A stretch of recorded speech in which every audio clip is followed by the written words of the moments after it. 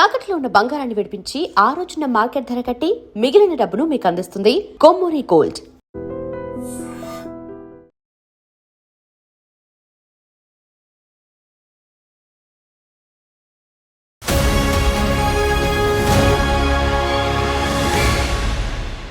Welcome to I dream. నేను సివిల్స్లో 7 attempts ఇచ్చాను. ఇంటర్వ్యూకి ఎన్ని వెళ్ళారు? అందులో 2 టైమ్స్ ఇంటర్వ్యూకి వెళ్ళాను. ప్లాన్ బి పెట్టుకుని వెళ్ళారా? ప్లాన్ బి లేకుండానే మీరు సివిల్స్కి రాశారా? అంటే sir, to be honest, plan B నేను పెట్టుకోవాలనుకోలేదు.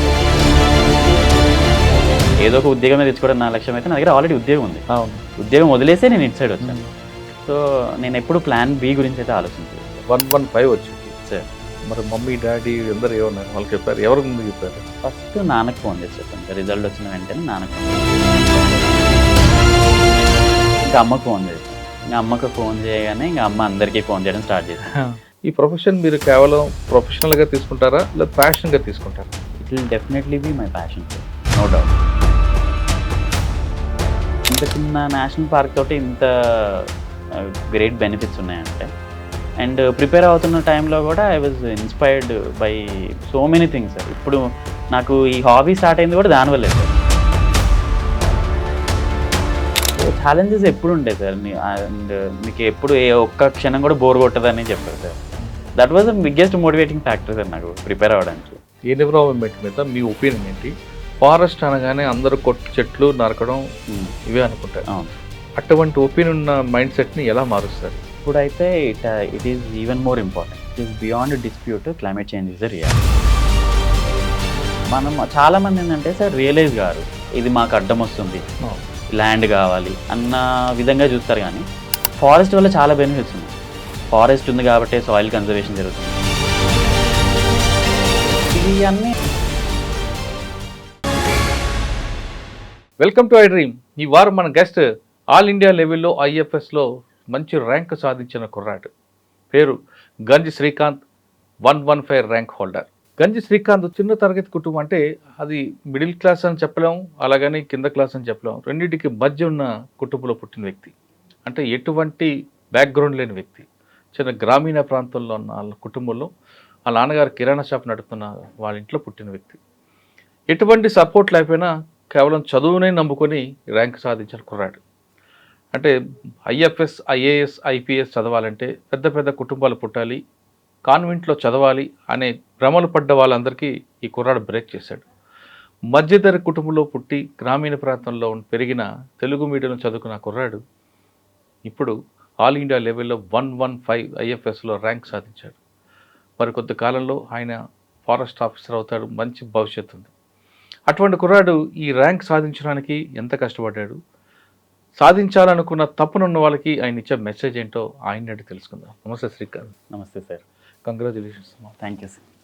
అంటే సివిల్ సర్వీస్ సాధించాలంటే ఢిల్లీ వెళ్ళి చదవాలి, లేదా కాన్వెంట్లో చదువుకోవాలి, బ్యాక్గ్రౌండ్ సపోర్ట్ ఉండాలి అనే కొంతమంది భ్రమపడుతుంటారు. అటువంటి వాళ్ళందరికీ ఇప్పుడు మీ ఈ బ్యాచ్లో వచ్చిన వాళ్ళందరూ కూడా చెక్ పెట్టారు. నువ్వు కావచ్చు, నీకన్నా ముందు శశాంక్ కావచ్చు, యామిని కావచ్చు, జశ్వంత్ రెడ్డి. అని జశ్వంత్ రెడ్డి అంటే father police officer. Of course కొంతమంది ఆ బ్యాక్గ్రౌండ్ చూస్తుంటే మళ్ళీ ముచ్చట ఉంటుంది. మీరు అందరూ ఉదయం చెప్పాలంటే మట్టిలో మాణిక్యాలు అంటారు. అంత చక్కగా చదువుకొని అమ్మా నాన్న వాళ్ళు క్రమశిక్షణలో పెరిగి చేయడం. మీలాంటి ఫ్యామిలీస్ కానీ మీలాంటి స్టోరీస్ అన్నప్పుడు మాకు కూడా అని చెప్పారు, అరే ఇలాంటి వాళ్ళు చేస్తే ఇంటర్వ్యూ చేస్తే ప్రౌడ్గా ఫీల్ అవుతుంటాం. శ్రీకాంత్ 115 ఐఎఫ్ఎస్. అసలు ఐఎఫ్ఎస్ సాధించాలంది బై ఛాన్సా, బై చాయిసా? ఈ 115 ర్యాంక్ సాధించడం వెనక కృషి ఎలాగుంది? దీనికన్నా ముందు సివిల్స్ సాధించి ఎంతవరకు వెళ్ళారు? ఐఎఫ్ఎస్ వచ్చింది కాబట్టి ఇది కేవలం జాబ్గా చూస్తారా, ఒక ప్యాషన్గా మార్చుకుంటారా? ఈ ప్రశ్నలకు సమాధానం చెప్పే ముందు గంజి శ్రీకాంత్ ఫ్యామిలీ, అమ్మా నాన్న, అసలు మిమ్మల్ని ఈ విధంగా ఈ స్థాయికి తీసుకురావడానికి వాళ్ళు పడ్డ కష్టం ఏంటి? సార్, నేను పుట్టింది నల్గొండ జిల్లా సార్. నాన్న పేరు ఆంజనేయులు. నాన్న వ్యవసాయం చేసేవాడు నల్గొండ జిల్లాలో. అమ్మ పేరు లక్ష్మి. అమ్మ టైలరింగ్ చేసేది. తర్వాత వ్యవసాయం గిట్టుబాటు లేక మేము నా చిన్నప్పుడే హైదరాబాద్కి షిఫ్ట్ అయ్యి ఇక్కడ నాన్న కిరాణా షాప్ రన్ చేసేవాళ్ళు. అమ్మ లక్ష్యం ఏంటంటే చిన్నప్పటి నుంచి కొడుకుని సివిల్ సర్వెంట్ చేయాలని. చిన్నప్పటి నుంచి న్యూస్ పేపర్లో కళలు నిజమయ్యాయి. Yes sir. అందరికంటే ఇప్పుడు అమ్మనే చాలా హ్యాపీ. నాకు చిన్నప్పటి నుంచే మా అమ్మ న్యూస్ పేపర్లో ఎవరైనా సివిల్ సర్వెంట్ ఇట్లా రిజల్ట్ అనౌన్స్ చేయగానే ఒక హంబుల్ బ్యాక్గ్రౌండ్ నుంచి వచ్చి సివిల్స్ ర్యాంక్ కొట్టిన వాళ్ళ ఫోటోలు ఆర్టికల్స్ అవన్నీ కట్ చేసి తెలుగు పేపర్లో వచ్చినాయి నా చేతి చదివించి చూడు వీళ్ళకి కూడా బ్యాక్గ్రౌండ్ ఏం లేదు, బట్ వాళ్ళు కష్టపడి చదువుకొని సివిల్ సర్వీసెస్ కొట్టారు, నువ్వు కూడా ఎప్పుడైనా పెద్ద అయిన తర్వాత ఇలానే సివిల్ సర్వెంట్ అవ్వాలి అని చెప్పేవాళ్ళు సార్. చూసి మరికొంతమంది రెడీ అవ్వాలి ఇచ్చారా? నాకు నా మైండ్లో ఎప్పుడు అది ఉండేది సార్, సివిల్ సర్వెంట్ అవ్వాలి అని.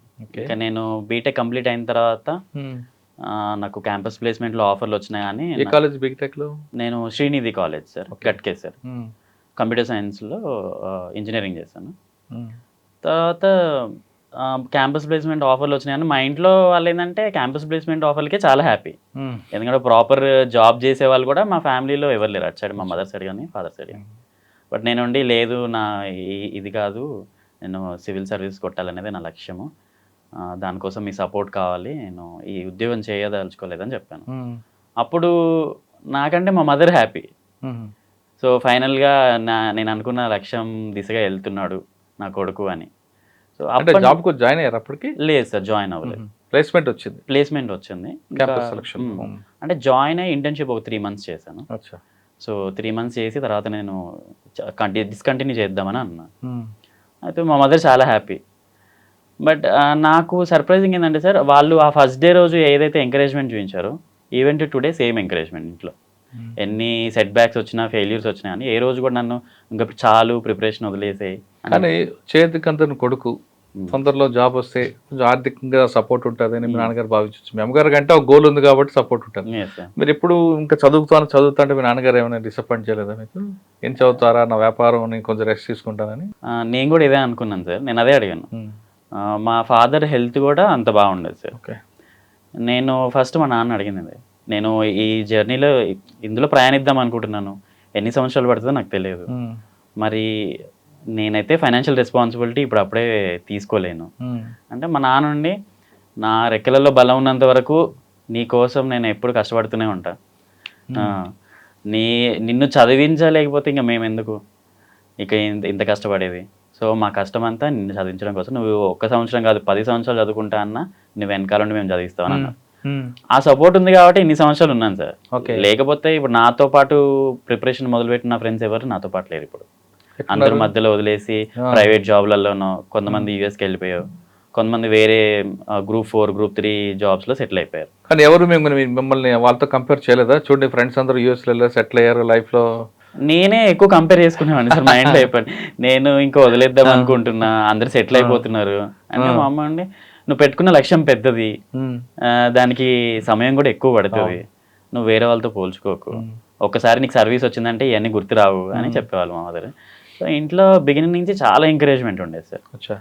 ఇంట్లో ఏ సంవత్సరం నుంచి స్టార్ట్ చేస్తావు అమ్మా ఇది? నేను నా ఫస్ట్ అటెంప్ట్ 2019లో ఇచ్చాను సార్. 2019లో ఇచ్చాను. ఆప్షన్ ఏంటి మీకు? నాది సిఎస్సిలో వచ్చేసి మ్యాథమెటిక్స్ నా ఆప్షనల్ సార్. ఈ ఐఎఫ్ఎస్లో వచ్చేసి 2 ఆప్షనల్స్ ఉంటాయి సార్, ఒకటేమో ఫారెస్ట్రీ, ఇంకోటేమో మ్యాథమెటిక్స్ తీసుకున్నాం. అంటే అందులో బాగా తరువు ఉండేవారు. అంటే నాకు చిన్నప్పటి నుంచి మ్యాథ్స్ అంటే చాలా ఇంట్రెస్ట్ సార్. చిన్నప్పటి నుంచి నాకు స్కోర్ కూడా బాగా వచ్చేది. పైగా నేను ఏంటంటే నా ఓన్గా చదువుకుందాం అనుకున్నాను. మ్యాథ్స్ అయితే నేను నా సొంతగా చదువుకోవచ్చు కోచింగ్ తీసుకోకుండా అని చెప్పి మ్యాథ్స్. కోచింగ్ ఎక్కడికి వెళ్ళారు మీరు? నేను ఆప్షనల్కి అయితే ఏం తీసుకోలేదు సార్. జిఎస్కి అయితే నేను ఫస్ట్ అటెంప్ట్ ముందు ఢిల్లీకి వెళ్ళాను. ఢిల్లీకి వెళ్ళి అక్కడ 1 year ఉండి కోచింగ్ తీసుకొని ఇంకా హైదరాబాద్కి వచ్చేసాను. హైదరాబాద్కి వచ్చి అశోక్ నగర్లో ఉండి ప్రిపేర్ అయ్యాను. తర్వాత 2023లో నాకు తెలంగాణ స్టడీ సర్కిల్ గురించి తెలిసింది సార్. తెలియగానే నేను ఇక్కడికి వచ్చాను. ఇక్కడికి వచ్చిన తర్వాత అప్పుడు నాకు నరసింహారెడ్డి సార్ అని director, Telangana study circle director, sir కూడా ఫారెస్ట్ ఆఫీసరే. సార్ పరిచయం అయిన తర్వాత సార్ ఫారెస్ట్ అనేది it's a very good service, it's all India service, నువ్వు you should and you must try. And more over నీకు ఆప్షనల్ అడ్వాంటేజ్ ఉంది. నువ్వు సిఎస్సిలో ఇన్ని రోజులు మ్యాథ్స్ ఆప్షనల్ ప్రిపేర్ అయ్యావు, నువ్వు ఫారెస్ట్రీ నువ్వు రాయి, నీకు నేను గ్యారంటీ ఇస్తున్నా నీకు ర్యాంక్ వస్తుంది అని చెప్పారు సార్. నేను ఎప్పుడు నా మీద నేను అంత కాన్ఫిడెంట్గా ఫీల్ అవ్వలేదు. అరే సిఎస్సి ఒక్క ఆప్షన్ తోటి ఎన్ని సంవత్సరాలు ట్రై చేస్తున్నాము. ఆయన మిమ్మల్ని మీలో ఏం గుర్తించారు? ఆయన అంత కాన్ఫిడెంట్గా చెప్పారు ఆయన సార్. అంటే ఎప్పుడు I use to mind my own business sir. ఎప్పుడు చదువుతూ ఉండేవాడిని. ఆప్షనల్ కూడా I use to work very hard. CSC అప్పుడు కూడా సార్ చూసేవాడు. తర్వాత సార్ మేజర్ పాయింట్ అంటే నువ్వు మ్యాథ్స్ చాలా చేసావు, నువ్వు సేమ్ ఎఫర్ట్ ఐఎఫ్ఎస్లో పెడితే నీకు ర్యాంక్ వచ్చేస్తుంది అని చెప్పారు. అండ్ సార్ చెప్పినట్టే నాకు నా ఫస్ట్ ట్రైలోనే నాకు ర్యాంక్ వచ్చేసింది.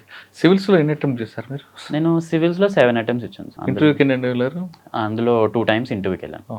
నేను 5 టైమ్స్ ప్రిలిమ్స్ క్లియర్ చేసి మెయిన్స్ రాశాను. 2 టైమ్స్ ఇంటర్వ్యూకి వెళ్ళాను. ఈ రీసెంట్గా అయితే 2026లోనే ఇచ్చాను సివిల్స్ ఇంటర్వ్యూ. ఇంటర్వ్యూకి వెళ్ళారు, 5 సార్లు అటెంప్ట్ చేశారు. Yes sir. ఒకసారి కూడా కాబట్టి వస్తుంది అనుకుంటాడు. ఇది పెద్ద long process. Yes. Plan B పెట్టుకుని వెళ్ళారా? ప్లాన్ బి లేకుండానే మీరు సివిల్స్కి రాశారా? అంటే sir to be honest plan B నేను పెట్టుకోవాలనుకోలేదు సార్. ఎక్కడో ఐ ఫెల్ట్ ప్లాన్ బి పెట్టుకుంటే నా ప్రిపరేషన్ డైల్యూట్ అయిపోతుందేమో. అంటే నేను ఈ లక్ష్యంతోనే వచ్చాను సార్. ఏదో ఒక ఉద్యోగం తెచ్చుకోవడం నా లక్ష్యం కాదు సార్. ఏదో ఒక ఉద్యోగమే తెచ్చుకోవడం నా లక్ష్యం అయితే నా దగ్గర ఆల్రెడీ ఉద్యోగం ఉంది. ఉద్యోగం వదిలేసే నేను ఇటు సైడ్ వచ్చాను. సో నేను ఎప్పుడు ప్లాన్ బి గురించి అయితే ఆలోచించలేదు సార్. కొంచెం అంటే బ్యాక్ టు బ్యాక్ ఫెయిల్యూర్స్ రావడం వల్ల ఎక్కడో అనిపించింది లోపల, కొంచెం భయం వేసింది. మేబీ నా అటెంప్ట్స్ అన్నీ అయిపోతున్నాయి, మేబీ నేను I'm keeping my life in two risky zone, మరి ఇంత బ్లైండ్గా వెళ్ళడం కూడా కరెక్ట్ కాదు అని అనిపించింది. But again as I said మా పేరెంట్స్ ఉన్నారు, వాళ్ళు ఇచ్చిన ధైర్యం. మా నాన్న ఎప్పుడు అన్నాడు, నువ్వు కష్టపడి బతకాలనుకుంటే ఎన్నో దారులు ఉన్నాయి, నువ్వు వ్యవసాయం చేసుకొని కూడా దర్జాగా బతకచ్చు. సో నువ్వు దాని గురించి ఉన్న షాప్ డెవలప్ చేయొచ్చు. అది మా నాన్న ఇప్పుడు చెప్పాడు సార్. అది నువ్వు ఎప్పుడు, నేను అప్పుడప్పుడు భయపడుతుండేవాడిని, బట్ మా ఇంట్లో వాళ్ళు అసలు అంటే ఇంట్లో సపోర్ట్ ఉంది, కానీ మన ఫ్రెండ్స్ వీళ్ళందరూ కూడా కొంచెం సూటి మాట్లాడుతుంటారు. ఫెయిల్ అయిపోయావు కదా, ఈసారి వస్తుందా రాదా, ఎంతకాలం రాస్తావరా అని. అటువంటి సూటిపడి మాట్లాడే ఎదుర్కొన్నారా? అంటే చాలా చూసాను సార్. నాది it's a very long journey. I become thick skinned over period of time. ఎవరు ఏమన్నా కానీ దుర్కొని పోయేవాడిని.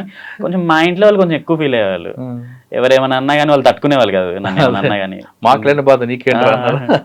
సో అంటే పెళ్ళి ఎప్పుడు చేస్తావు అబ్బాయికి, ఏదో ఒక ఉద్యోగం చేసుకో, మనకు అవసరం అయ్యాన్ని, ఇవన్నీ మనకు వచ్చేవా సచ్చేవా, నువ్వన్నా చెప్పాలి, వాడంటే చిన్న పిల్లోడు నీకు తెలియదు అంటే మా నాన్నే చెప్పేవాడు. ఇంకా మా వాడు ఉద్యోగం చేస్తా అంటే నేనే వద్దన్నా, ఇలానే ఖాళీకి తిరిగని చెప్పాను. నాకే బాధలేదు, నీకే చాలా supports. And right from the first attempt.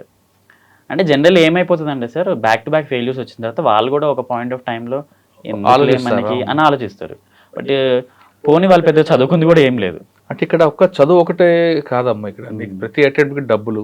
అవును, మీకు చాలా ఎక్స్పెండిచర్, కనబడిన ఎక్స్పెండిచర్ ఉంటుంది. యూనిట్ ఒక ఇంటర్వ్యూకి వెళ్ళేవాడు, మాక్ ఇంటర్వ్యూకి వెళ్తే దానికి డబ్బులు ఉంటాయి, బయటకు వెళ్తే డబ్బులు, అన్ని డబ్బులతో కూడుకున్న చదువు ఇది.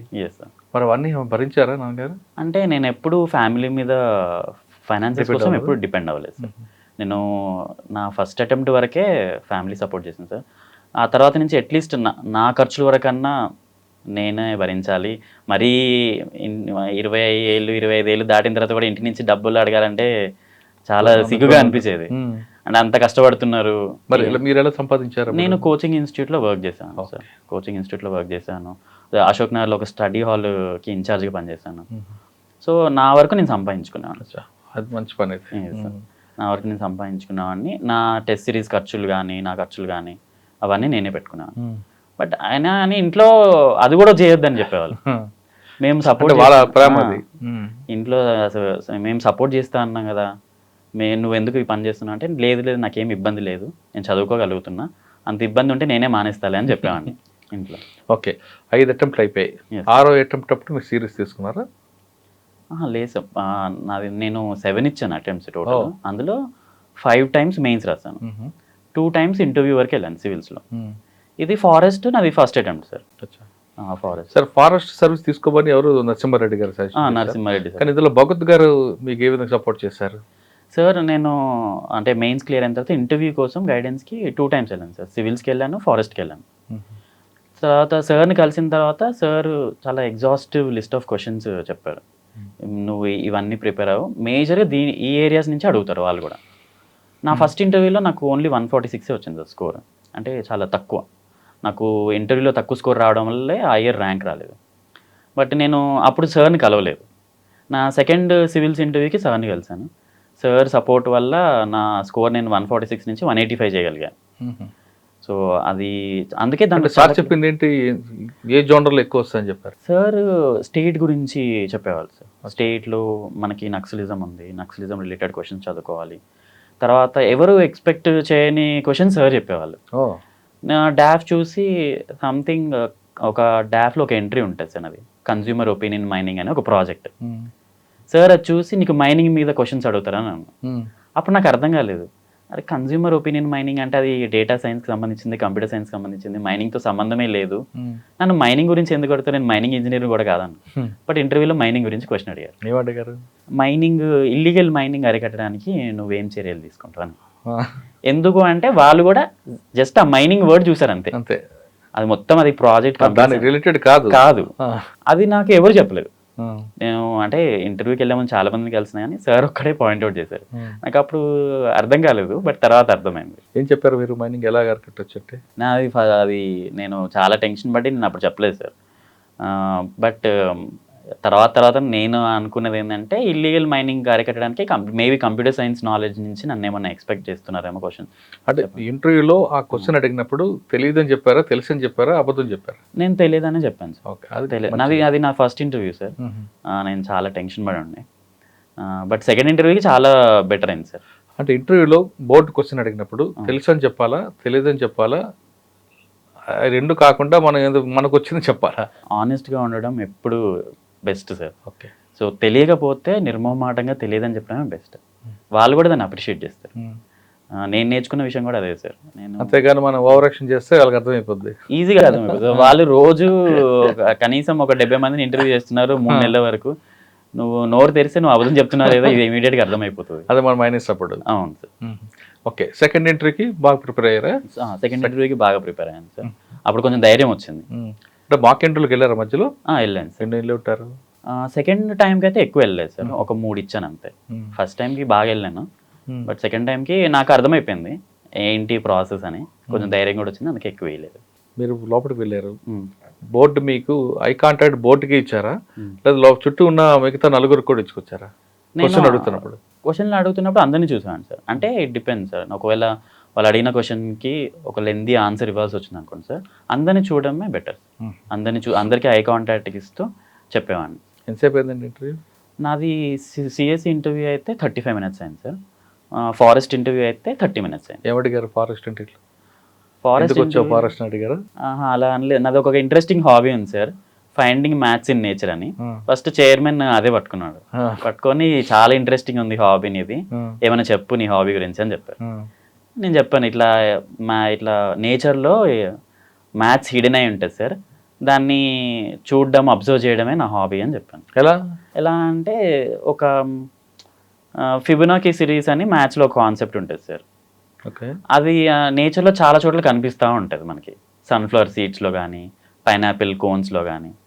చెప్పండి ఎగ్జాంపుల్గా పైనాపిల్ దానికి చెప్పండి. ఇప్పుడు పైనాపిల్ కోన్స్ స్పైరల్స్ ఉంటాయి కదా సార్, మీరు ఇలా స్పైరల్స్ అవన్నీ కౌంట్ చేయండి సార్. అవన్నీ ఎప్పుడు ఏ పైనాపిల్ తీసుకున్నా కానీ most of the times Fibonacci నెంబర్స్లోనే ఉంటుంది. అంటే ఫిబొనాకీ నెంబర్స్ అంటే 2 నెంబర్స్ని యాడ్ చేస్తే నెక్స్ట్ నెంబర్ వస్తుంది. ఇప్పుడు 0, 1, నెక్స్ట్ 1, నెక్స్ట్ 2, నెక్స్ట్ 3, నెక్స్ట్ 5, 8 ఇట్లానే ఉంటుంది. తర్వాత సన్ఫ్లవర్ సీడ్స్ స్పైరల్ కూడా ఎప్పుడు అలానే ఉంటాయి. మీరు ఎప్పుడైనా ఆకాశంలో చూస్తే మైగ్రేటరీ బర్డ్స్ వి షేప్లో ఎప్పుడు ఫ్లై అవుతూ ఉంటాయి. పైలట్ మిగతావన్నీ. దాని వెనకాల ఒక హోల్ సైన్సే ఉంది ఎందుకు అట్లా ఫ్లై అవుతాయని. నేను చెప్పాను ఎందుకు అట్లా, ఇమీడియట్గా చైర్మన్ గారు అడిగారు ఎందుకు అట్లా ఫ్లై అవుతాయని. సార్ అది ఎనర్జీ సేవింగ్ సార్. ఎందుకంటే ఫస్ట్ బర్డ్ అది వింగ్స్ ఫ్లిప్ చేసినప్పుడు ఒక ఎయిర్ థ్రస్ట్ అనేది క్రియేట్ అవుతుంది, అది వెనకాల ఉన్న బర్డ్స్ని లిఫ్ట్ చేస్తుంది. సో దానికి ఎక్కువ ఎనర్జీ పెట్టాల్సిన అవసరం లేదు, తక్కువ ఎనర్జీతోటే ఎక్కువ దూరం వెళ్ళాలి. ఎందుకంటే migratory birds thousands of kilometers travel చేయాలి కదా, ఇది ఒక అడాప్టేషన్ టెక్నిక్.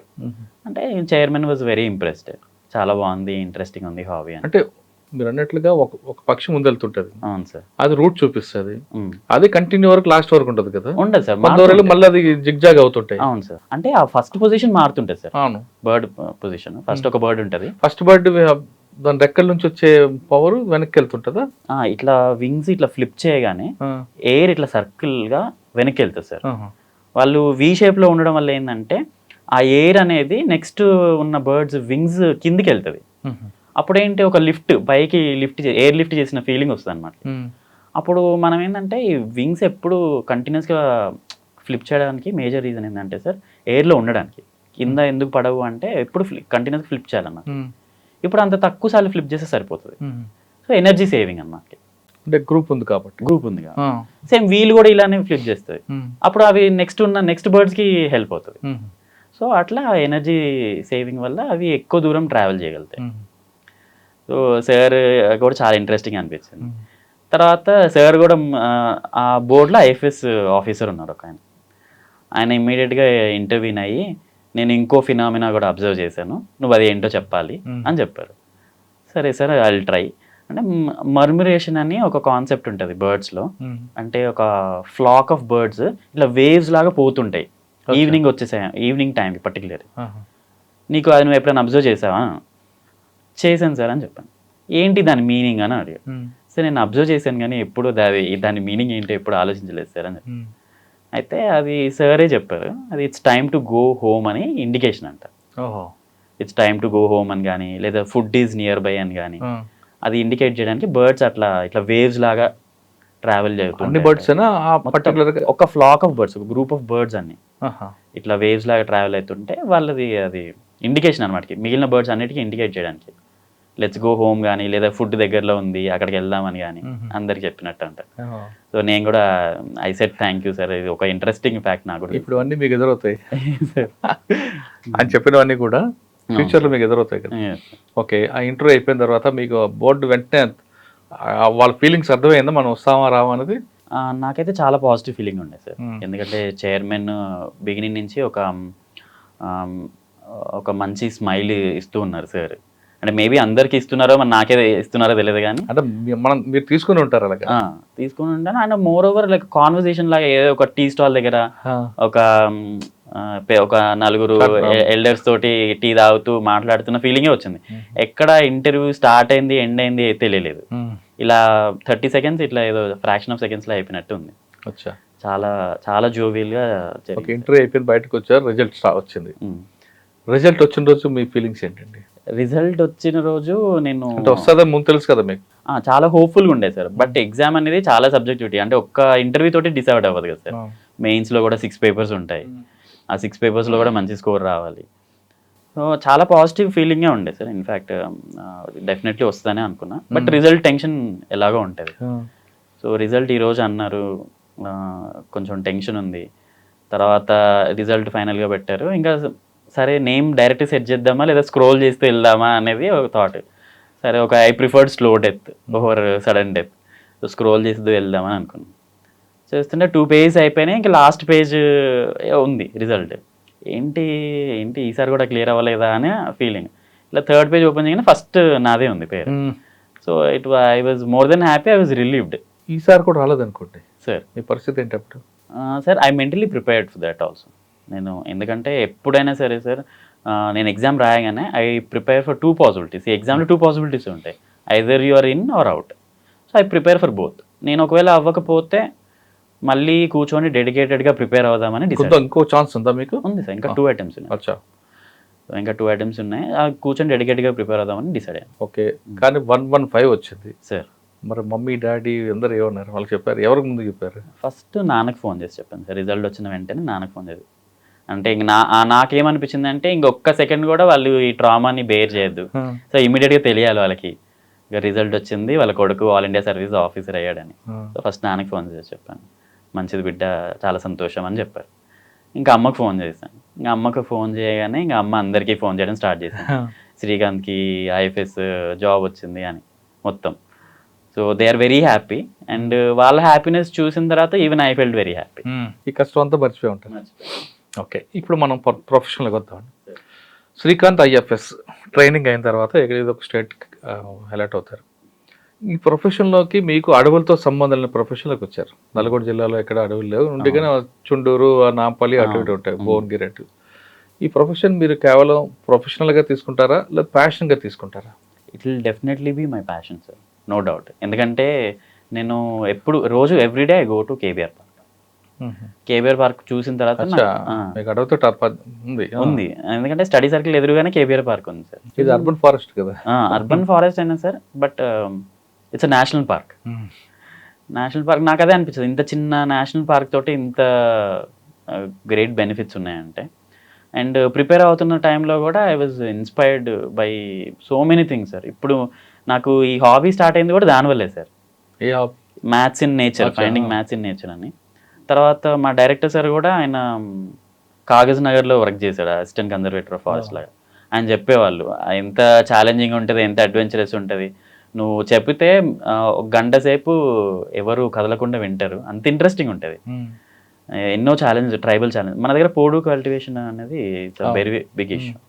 మన దగ్గర ఇన్ఫ్యాక్ట్ ఫారెస్ట్ రేంజ్ ఆఫీసర్ని కూడా చంపారు, అంత సీరియస్ ఇష్యూ. సో ఛాలెంజెస్ ఎప్పుడు ఉంటాయి సార్, అండ్ మీకు ఎప్పుడు ఏ ఒక్క క్షణం కూడా బోర్ కొట్టదని చెప్పారు సార్.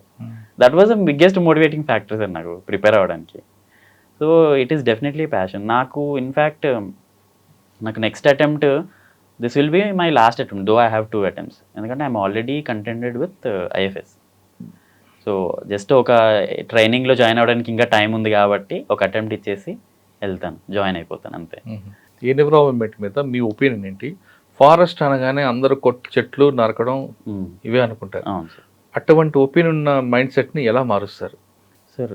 ఇప్పుడైతే it is even more important. Climate change అని మనం చుట్టూ మాట్లాడుతున్నాము, and it is beyond dispute, climate change is a reality. ఇప్పుడు మనము అడవుల్ని రక్షించుకోకపోతే ఇక తర్వాత దేర్ విల్ బి క్యాటస్ట్రోఫిక్ ఇంపాక్ట్స్. మనం చాలామంది ఏంటంటే సార్ రియలైజ్ గారు ఇది మాకు అడ్డం వస్తుంది, ల్యాండ్ కావాలి అన్న విధంగా చూస్తారు. కానీ ఫారెస్ట్ వల్ల చాలా బెనిఫిట్స్ ఉన్నాయి. ఫారెస్ట్ ఉంది కాబట్టి సాయిల్ కన్జర్వేషన్ జరుగుతుంది, ఫారెస్ట్ ఉంది కాబట్టి ఎయిర్ ఫిల్టరేషన్ జరుగుతుంది, ఫారెస్ట్ ఉంది కాబట్టి వాటర్ రీఛార్జ్ జరుగుతుంది, గ్రౌండ్ వాటర్ రీఛార్జ్. ఫారెస్ట్ ఉంది కాబట్టి మైక్రో క్లైమేట్ రెగ్యులేషన్ జరుగుతుంది, ఫారెస్ట్ ఉంది కాబట్టి రెయిన్ఫాల్ వస్తుంది. ఇన్ని బెనిఫిట్. ఫారెస్ట్ ఉంది కాబట్టి వైల్డ్ లైఫ్ ఉంది, ఫారెస్ట్ ఉంది కాబట్టి ఈకో టూరిజం కూడా ఉంది. ఇన్ని బెనిఫిట్స్ ఉన్నాయి. ఇవి అన్నీ చాలామంది రియలైజ్ గారు. ఎంతసేపు ఇది ఫారెస్ట్, దీన్ని తీసేద్దాం, ఇక్కడ ఒక ఇండస్ట్రీ పెడదాము, దానికంటే కూడా ఫారెస్ట్ ఉండడం వల్ల ఇంకా ఎక్కువ ఎంప్లాయ్మెంట్ జనరేషన్ జరుగుతుందని నా స్ట్రాంగ్ ఫీలింగ్ సార్. కాకపోతే ఏంటంటే sir, what I feel is that people need to be involved in forest conservation at a large scale. ఎప్పుడైతే మనం వాళ్ళని ఇన్వాల్వ్ చేస్తామో అప్పుడే they will know the benefits of forest. మనం ఓన్లీ ఫారెస్ట్ డిపార్ట్మెంటే చేయాలి అంటే, ఇప్పుడు మీరు ట్రైబల్ ఏరియాస్కి అట్లా వెళ్తే సార్, వాళ్ళు ఎప్పుడైనా టైగర్ వచ్చి వాళ్ళ హ్యాబిటేషన్ మీద అటాక్ చేసింది అనుకో, మీ టైగర్ మా విలేజ్లోకి వచ్చింది, మీ టైగర్ మా క్యాటల్ని తినేసింది అని, మీ టైగర్ అని దే థింక్ దట్ ఇదంతా ఫారెస్ట్ డిపార్ట్మెంట్ వాళ్ళదని. We have to remove that feeling. ఎప్పుడైతే వాళ్ళు ఇది మన టైగర్, దీన్ని మనం ప్రొటెక్ట్ చేయాలి, ఇది మన ఫారెస్ట్, ఇవి మన ట్రీస్, మనం ప్రొటెక్ట్ చేయాలి అన్న ఫీలింగ్ ఎప్పుడైతే వస్తుందో అప్పుడే ఫారెస్ట్ కన్జర్వేషన్ పాసిబుల్ అవుతుంది. So my interest will also be in that area sir, to make people realise that it is our forest. Then forest conservation becomes easy sir. అంటే ప్రజలు భాగస్వామ్యం చేస్తారు అంతే. ఓకే. అడవి అనగానే ఒక్కొక్క ప్రాంతంలో ఒక్కొక్క చెట్లు ఉంటాయండి. అవును సార్. కొన్ని వెదురు చెట్లు ఉంటాయి, కొన్ని ఇంకో చెట్లు ఉంటాయి, రకరకాల చెట్లు. అంటే అక్కడ ఆ నేలను బట్టి ఆ చెట్లు పెరుగుతాయి. కానీ కొన్ని కమర్షియల్గా కొన్ని దాన్ని ఏమంటాం, వనమూలికలుగా ఉన్న చెట్లు అవి ఉంటే ఫారెస్ట్ ఇంకా బాగుంటుంది, అందులో వెళ్ళడానికి ఇంట్రెస్ట్ ఉంటుంది అని చాలామంది చెప్తుంటారు. అంటే ఎకో సిస్టమ్లా డెవలప్ చేయొచ్చు. అటువంటి వాటి మీద కమర్షియల్ దీని మీద మీ ప్రయారిటీ ఏంటి? అంటే ఈ ఈకో టూరిజం పార్క్స్ ఇట్లాంటివా సార్? అంటే సార్ ఒక ఫారెస్ట్ని అయితే ఏవి రీప్లేస్ చేయలేదు సార్. ఫారెస్ట్ అనేది, అంటే ఫారెస్ట్ అనగానే మీకు మళ్ళీ రిపీట్ చేస్తున్నా, ఫారెస్ట్ అనగానే ఏ టైప్ ఆఫ్ ట్రీస్ ఉంటేనే దాన్ని మనం నేటివ్ ట్రీస్ ఉండాలి సార్. ఒక ట్రీస్ ఉండదు, చాలా డైవర్సిటీ ఉండాలి. అంటే ఒకటే రకం చెట్లు పెట్టి ఒక యూనిఫామ్గా పెరిగిన అడవి అది క్లైమేట్ ఈవెంట్స్ని తట్టుకోలేదు. సో లోకల్ ట్రీస్, మన దగ్గర లోకల్గా ఏవైతే చెట్లు పెరుగుతాయో ఆ రకరకాల చెట్లు, వాటిని పెంచడం మీదనే మనం దృష్టి పెట్టాలి సార్. దానివల్లనే ఎక్కువ బెనిఫిట్ జరుగుతుంది ఒకటి. రెండోది, ఇప్పుడు ట్రైబల్స్ కొన్ని చెట్ల మీద డిపెండ్ అవుతారు సార్ బాగా. ఫర్ ఎగ్జాంపుల్ మహువా ట్రీస్ ఉంటాయి, వాళ్ళు విప్ప పువ్వు అంటారు కదా, విప్పు పువ్వు దాన్ని కలెక్ట్ చేసి దాని మీద డిపెండ్ అవుతారు. సో వాటి మీద స్పెషల్ ఇంట్రెస్ట్. ఇట్లాంటివి కానుగ చెట్లు అని కానీ, విప్ప చెట్లు కానీ తర్వాత టేక్ చెట్లు అని కానీ, ఏవైతే tribals minor forest produce collect చేసి వాళ్ళు సెల్ చేసుకోగలరో ఆ చెట్లను పెంచామనుకోండి సార్, వాళ్ళు కూడా they will be interested to protect forest. అది మాకు కూడా ఆదాయం వస్తుంది ఈ అడవి నుంచి, సో మనం కూడా ప్రొటెక్ట్ చేద్దాము అనే ఇంట్రెస్ట్ వాళ్ళకి కూడా ఉంటుంది. సరే, నెక్స్ట్ వైల్డ్ యానిమల్ మీద మీ ప్రాజెక్ట్ ఎలాగుంటుంది ఫోకస్? వైల్డ్ యానిమల్స్ అంటే sir it varies from place to place. కానీ ఒక అడవికి పులి అందం అంటారు, పులి ఉంటే అడవి ఉందని. మరి పులులు మంచి సంఖ్య మీద ఎలాగుంటుంది? కొంతమంది ఏమో పులులు ఉన్నాయి కాబట్టి మేము ఉండలేకపోతున్నాం కొంతమంది అంటారు, బయటకు వచ్చేస్తున్నాయి పులులు అని. ఎలిఫెంట్ బయటకు వస్తున్నాయి కొంతమంది, ఒక ఏరియాలో కంప్లైంట్లు వస్తుంటాయి. మరి పులును ఇస్తారా, ఏనుగుని బయటకు పంపిస్తారా?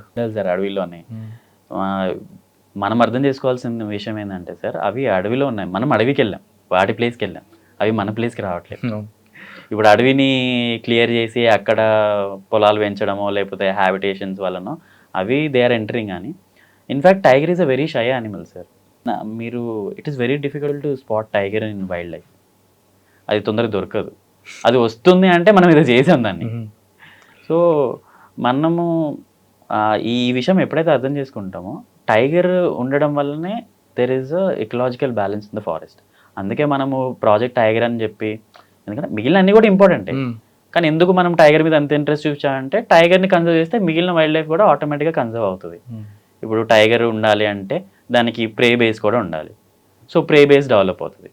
ప్రే బేస్ ఉండాలి అంటే దానికి కావాల్సిన గ్రాస్ ఉండాలి. సో దానివల్ల ఫారెస్ట్ కన్జర్వేషన్ కూడా జరుగుతుంది. So it's an umbrella species tiger అనేది. టైగర్ ఉండాలంటారు? ఉండాలి. మీ ఏరియాలో పెంచుతారు బాగా? ఎప్పుడు పెంచడం అంటే సార్, ఒక క్యారింగ్ కెపాసిటీ ఉంటుంది.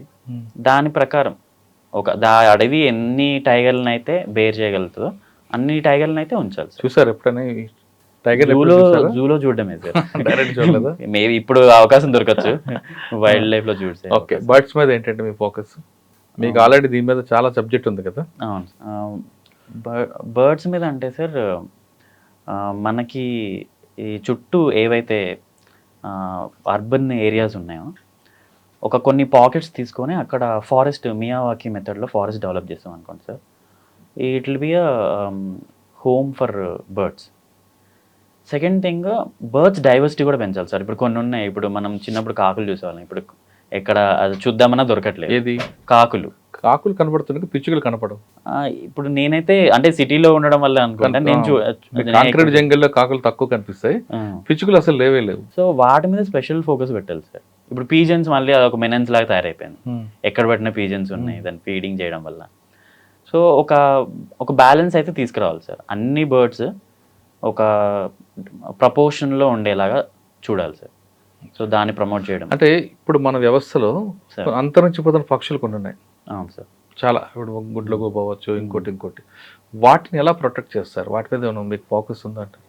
దాని మీద అయితే నేను ఇంకా స్టడీ చేయాల్సింది చాలా ఉంది సార్. ఇప్పుడు అయితే ప్రెసెంట్గా అంత నాలెడ్జ్ లేదు సార్. ఫస్ట్ మీరు ఫారెస్ట్లోకి వెళ్ళిన తర్వాత ఏం చూద్దాం అనుకుంటున్నారు?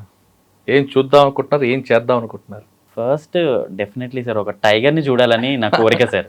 వైల్డ్ ఇట్లా కేజ్డ్ టైగర్ కాకుండా దాన్ని ఫ్రీగా తిరుగుతున్న టైగర్ని చూడాలనేది నా కోరిక. ఓకే. తర్వాత ఎలిఫెంట్. అంటే వైల్డ్ లైఫ్లో చూసినప్పుడు వచ్చే కిక్ మనకి జూ పార్క్లలో కేజ్డ్ చూస్తే రాదు. First thing sir. Second thing ఏంటంటే సార్, ఒక ట్రైబల్స్ ఫారెస్ట్ ఇంటిగ్రేషన్ బాగా జరగాలి సార్. ఎందుకంటే ఎక్కడ పోయినా కానీ, నేను న్యూస్ పేపర్లో చదివేది అయినా కానీ, tribals they always quarrel with forest department. Somewhere we are missing that connect. ముందు దాన్ని ఎస్టాబ్లిష్ చేయాలి సార్. అసలు ఫారెస్ట్ డిపార్ట్మెంట్ లేకపోయినా కానీ ఫారెస్ట్ కన్జర్వ్ అయిపోవాలి ట్రైబల్స్, ఓన్లీ త్రూ ట్రైబల్స్. మనం ఆ లెవెల్కి వాళ్ళని మోటివేట్ చేస్తారు. ఇంత మీరున్నా లేకపోయినా నడుస్తుంటారు. మీరు అంటే they will be the guardians of forest. ఎందుకంటే వెన్ దే రియలైజ్ ఇది మాది, దీన్ని కాపాడాల్సిన బాధ్యత మాది అని అనిపించినప్పుడు వాళ్ళతో పాటు చుట్టుపక్కల ఉన్న పబ్లిక్ కూడా మాది అనుకుంటే ఆటోమేటిక్గా, అంటే వాళ్ళు డైరెక్ట్లీ డిపెండెంట్ కదా సార్. వాళ్ళు అడవి మీద ఆధారపడిన వాళ్ళు. సో నా మేజర్ ఫోకస్ అయితే ఫారెస్ట్ లో ఎంటర్ అయినాయి ఇది ఉంటుంది. ట్రైబల్స్ ఎవరు ఉన్నారు, వాళ్ళ సమస్య ఏంటి, సో వాళ్ళకి త్రూ ఫారెస్ట్ లైవ్లీహుడ్ ఎట్లా జనరేట్ చేయొచ్చు, కానీ రిజర్వ్ మన ప్రాజెక్ట్ని ఎలా సేవ్ చేస్తారు, రిజర్వ్ ఫారెస్ట్ని? ఎందుకంటే ఎక్కడో ఎంకరేజ్మెంట్ చాలా కనిపిస్తుంటాయి, అవును సార్, అందులో పొలిటికల్ ఇన్వాల్వ్మెంట్ ఉంటుంది. అవును సార్. మరి ఆ ఛాలెంజ్ ఒకవేళ వచ్చింది అనుకోండి, జస్ట్ లైక్ ఇందా మీరు చెప్పారు ఒక రేంజర్ని మర్డర్ చేయడం కొత్తగూడలో, అటువంటి ఛాలెంజ్ని ఎలా ఫేస్ చేస్తారు? ఒకటి ఏంటంటే సార్, మోర్ దెన్ అడ్వెంచరిజం ఒకటి ప్రాక్టికల్ మైండ్ ఉండాలి సార్. అంటే ఒక ఇష్యూ జరిగినప్పుడు it's very sensitive issue sir, ఒక ప్రాపర్ సెక్యూరిటీ తోటి వెళ్ళాలి మనం, first thing. Second thing sir, forest encroachment అనేది అవుతుంది అంటే they been doing it all of a sudden అయితే అవ్వదు, over a period of time అవుతుంది. మనకి క్లియర్ కట్గా శాటిలైట్ ఇమేజరీస్ ఉంటాయి ఫారెస్ట్వి. మనం రెగ్యులర్గా with the help of forest watchers కానీ బీట్ ఆఫీసర్స్ కానీ మనం రెగ్యులర్గా దాన్ని వెరిఫై చేసుకోవాలి, ఆ బౌండరీస్, ఫారెస్ట్ బౌండరీస్ అని. మనం ఇమీడియట్గా వాళ్ళని అలర్ట్ చేసి వార్న్ చేస్తే ఇది ఫారెస్ట్ ల్యాండ్, మీరు దయచేసి ఇక్కడ ఎంటర్ అవ్వద్దు అంటే వాళ్ళు కూడా దే విల్ బీ హ్యాపీ. మనం వాళ్ళంతా క్లియర్ చేసి అక్కడ ప్లాంటేషన్ వేసి అప్పుడు పోయి, అంటే ఇవన్నీ ఆఫీసులో కూర్చొని పేపర్ మీద బాగుంటాయి, కానీ ఫీల్డ్లోకి వెళ్ళాక చాలా ఎక్కువ ఇబ్బందులు ఉంటాయి. అవును సార్. అటువంటి స్ట్రగుల్స్ ఎలా మీరు ఫేస్ అవుట్ చేస్తారు? ఫీల్డ్ అంటే సార్, నన్ను అడిగితే సార్, ముందు అంటే ఒక ఆఫీసర్గా కాకుండా నాకు మా సీనియర్స్ చెప్పింది కానీ లేకపోతే నరసింహారెడ్డి సార్కి వీళ్ళు చెప్పింది ఏంటంటే, ఫస్ట్ వెళ్ళి నువ్వు వాళ్ళ ప్రాబ్లం వింటున్నావు అన్న ఫీలింగ్ ఇవ్వాలి నువ్వు వాళ్ళకి. అంటే వాళ్ళు మిమ్మల్ని ఓన్ చేసుకోవాలి, అంటే ఆ విధంగా మీరు ప్రవర్తించాలి. ఏం సరే చెప్పండి మీ సమస్య ఏంటి, మేము వినడానికి వచ్చాము అని. నాకు చాలామంది చెప్పారు సార్, మనము వాళ్ళ సమస్య విని వాళ్ళు మనం ఆ ఎంపతి చూపిస్తే మనం ఏం హెల్ప్ చేయలేకపోయినా కానీ వాళ్ళకి ఒక వీళ్ళు ఏదో వచ్చారు, మన ప్రాబ్లం విన్నారు, ఏదో ఒకటి సాల్వ్ చేస్తారులే అన్న సాటిస్ఫాక్షన్ ఉంటుందంట సార్. అంతేగాని వాళ్ళు ఎంకరేజ్ అవ్వగానే ఇక మీరు ఇమీడియట్గా మనము యాక్షన్ తీసుకొని ఇమీడియట్గా లాస్ ఇంప్లిమెంట్ చేయడము అట్లా స్టార్ట్ చేస్తే వాళ్ళు they will not cooperate with forest department. అంటే ముందు మీరు ఎంపతిగా ప్రవర్తిస్తారా? అంతే సార్. ఇప్పటి వరకు మీ సీనియర్ ఇచ్చిన అడ్వైస్ ప్రకారం ఫారెస్ట్ డిపార్ట్మెంట్, లీగల్ డిపార్ట్మెంట్ కొంచెం వీక్గా ఉందని చెప్పారు ఎవరైనా? నేనంతా వినలేదు సార్. మేబీ అంటే లీగల్ సెక్షన్ బాగా స్ట్రాంగ్ చేస్తే ఆటోమేటిక్గా సిస్టమే స్ట్రాంగ్ అయిపోద్ది అంటారు. ఓకే, వాటి మీద అంటే నాకైతే ఐడియా లేదు. ఓకే సరే, ఫైనల్గా చెప్పండి, ఐఎఫ్ఎస్ రాసే స్టూడెంట్స్కి, రాయబోయే స్టూడెంట్స్కి మీరు ఇచ్చే టిప్స్ ఏంటండి? రోజు చదవమంటారా, లేదా అడుగు చోటు తిరగమంటారా, కేబీఆర్ పరిగెట్టమంటారా? సార్ నియర్ బై పార్క్ ఉంటే I will definitely suggest them to go to. Nearby ఏదైనా పార్క్ ఉందంటే మంచిగా ఒక బుక్ తీసుకెళ్ళి ఆ పార్క్లో కూర్చొని ఫారెస్ట్రీ సబ్జెక్ట్ చదువుతూ కొంచెం అప్పుడప్పుడు తల పైకెత్తి ఆ చెట్లు చూస్తుంటే అదొక డిఫరెంట్ కైండ్ ఆఫ్ ఫీలింగ్. ఎందుకంటే మీకు ఓన్ చేసుకున్న ఫీలింగ్ వస్తుంది sir. And compare to CSC I would say IFS is very much certain. ఎందుకంటే అన్ని టెక్నికల్ సబ్జెక్ట్స్ ఉంటాయి ఇందులో. మీరు ఎంత ఎక్కువ కష్టపడి చదివితే అన్ని ఎక్కువ మార్కులు వస్తాయి, సింపుల్ రూల్. సో ఇక్కడ ఏంటంటే మీరు ఒకవేళ ఆల్ ఇండియా సర్వీసెసే మీ లక్ష్యం అనుకుంటే నన్ను అడిగితే forest should be your first choice.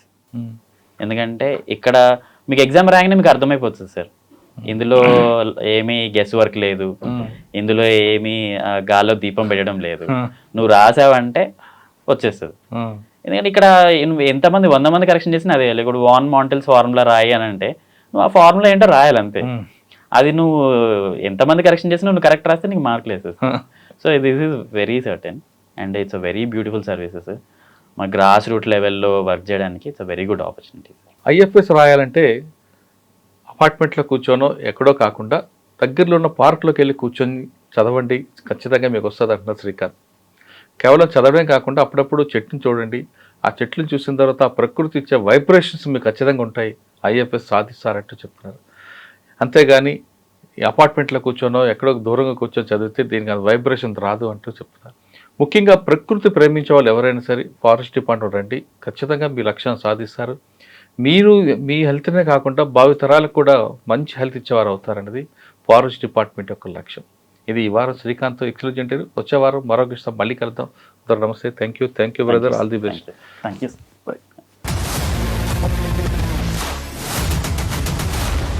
iDreams, this police diaries is something very, very valuable towards that.